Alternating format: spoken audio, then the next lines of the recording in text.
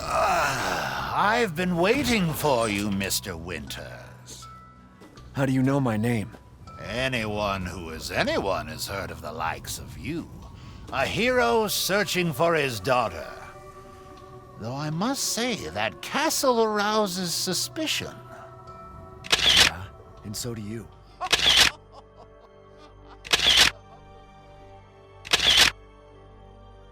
The Duke is easily one of the most mysterious and confusing figures that Ethan Winters will encounter during the events of the game Resident Evil 8 Village. A shadowy merchant by trade, the Duke is one of Ethan's most important supports as he battles his way through the deadly experiments nestled in this European nightmare.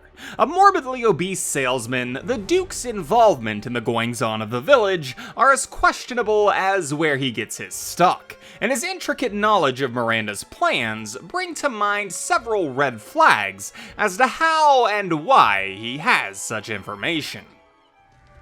Not sure if it's of value, but... Why, you have your daughter right in your own hands. What are you saying?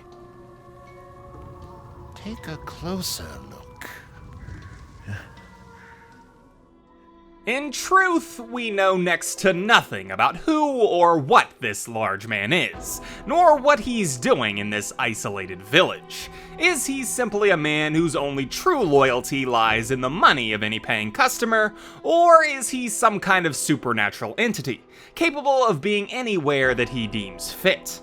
Unfortunately, we don't get the answers to these questions, and the only details of the Duke that we are privy to only raise more questions as to where this strange merchant hails from.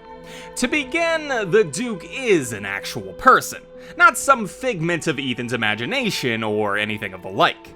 Based off documents that can be found scattered around the isolated region, the Duke has been selling items of interest to the villagers for several years before the events of Ethan's adventure.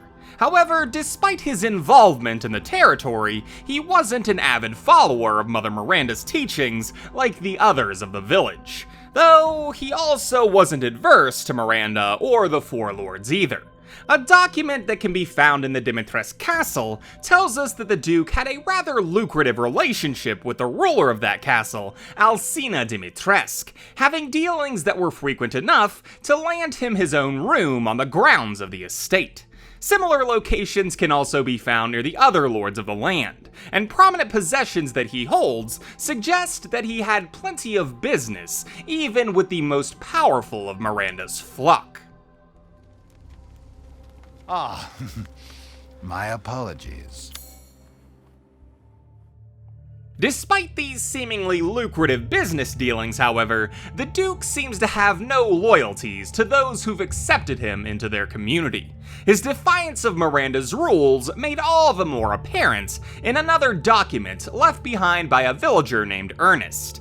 In the diary, Ernest recounts being visited by the Jolly Merchant, who gives him some old newspapers, a medium which Mother Miranda has forbade the villagers from reading. Nothing would ever come of his dismissal of Mother Miranda's rules, however, and as he continued his dealings in the village, he would come to learn much of its history and its current goings-on, being so astute in the village's happenings that he knew more than most of those who actually lived there. So, when an unfortunate man named Ethan would arrive in the region looking for guidance, the merchant would divulge as much as he knew to this new loyal customer. Unfortunately, this is almost everything that we know about this mysterious merchant. A ruthless businessman with tremendous loyalty to money. A man who shares a lot in common with an old friend of his that Leon S. Kennedy met in Spain many years prior. What are you buying? Just something an old friend of mine used to say.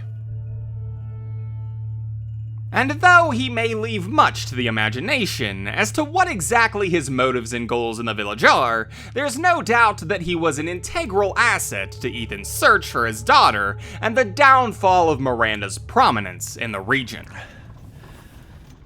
Yes. Foolish of me to ask. Speaking of foolish questions, who or what are you? Even I can't quite answer that.